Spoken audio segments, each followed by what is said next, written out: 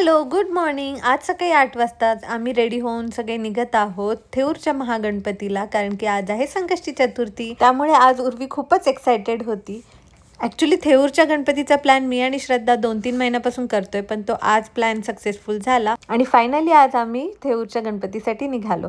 इकडे आल्यावर बघितलं तर इकडे खूपच मोठी लाईन होती, कारण आज संकष्टी असल्यामुळे खूपच गर्दी होती. 1 तास दर्शनाच्या रांगेत उभे राहिल्यानंतर आमचं इकडे मस्त छान दर्शन झालं आणि त्याच्यानंतर बाहेर असलेल्या महादेवाच्या मंदिराचं पण आम्ही मस्त दर्शन घेतलं. जवळजवळ 1.5-2 तासात आमच्या सगळ्या देवांचं दर्शन झालं आणि इकडे मुली मस्त खेळत होत्या आणि मग आम्ही गेलो पेटपूजा करायला.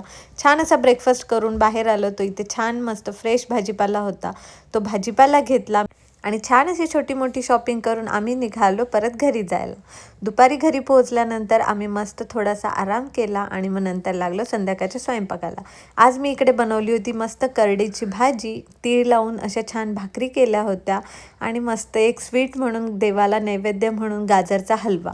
संध्याकाळी गणपतीची आरती करून मस्त दिवसाचा शेवट केला. भेटूया पुढच्या व्लॉगमध्ये. तोपर्यंत बाय.